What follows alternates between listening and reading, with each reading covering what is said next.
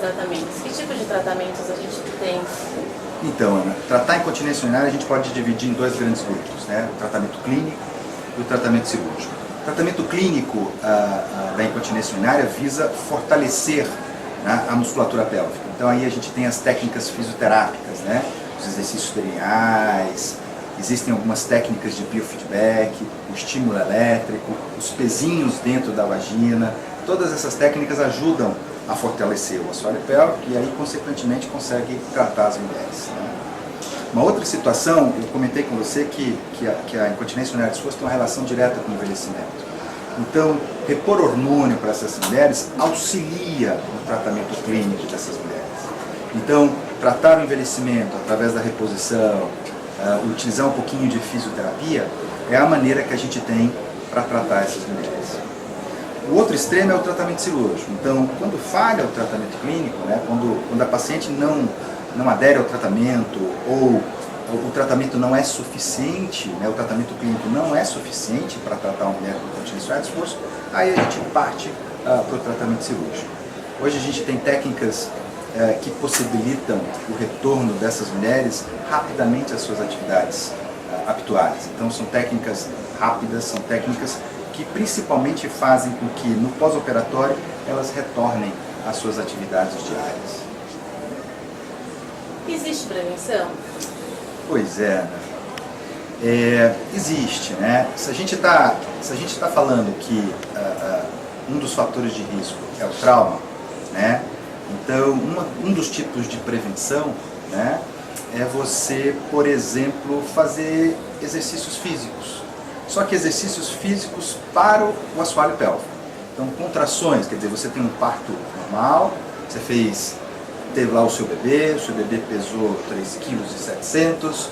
Então, o que a gente recomenda é que ela faça uma atividade física, que ela contraia esses músculos do assoalho pélvico, no sentido de tentar prevenir aquele fator que eu falei que é o trauma. Logicamente que outras situações são interessantes, ou seja, o aumento do peso também é um fator de risco. Então, diminuir a ingesta de substâncias calóricas, gorduras, carboidratos, manter o peso, é uma situação que também ajuda a prevenir. Ter um hábito de vida saudável ajuda a prevenir de forma muito significativa. Ou seja, se você tiver um envelhecimento saudável, isso nos auxilia a prevenir um pouquinho a perda de urina. Mas existem situações que isso escapa, né? E aí você não consegue essa situação e você está diante de um sintoma que é a perda de urina. E aí você precisa tratar. Não deve ser uma coisa muito... No começo deve meio que ser uma coisa confusa, né? Não, confusa não é. É que confusa não é. Perder urina não é... a gente mas no começo, assim, será que não existe assim não foi nada demais, enfim? Existe essa situação, quer dizer, algumas mulheres... Eu acho que eu falei isso um pouquinho, mas a gente pode voltar um pouquinho mais nisso.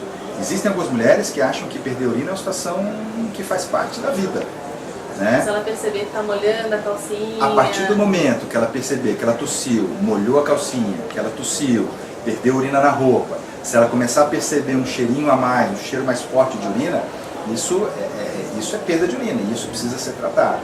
Então, a identificação da perda de urina, elas têm ciência, Ana. O que elas não têm ciência é que existe tratamento e que isso não é uma condição natural, né? Não faz parte do envelhecimento dessas mulheres, não faz parte do conhecimento, da percepção delas, falar assim, olha, eu perco urina e tem que tratar. Elas acham que não, elas acham que é uma condição normal da vida, e não é. Então, envelhecer não significa fazer xixi. Envelhecer, perder urina, não é uma situação normal. Envelhecer e perder urina, existe tratamento. Tá bom? Rodrigo, muito obrigada.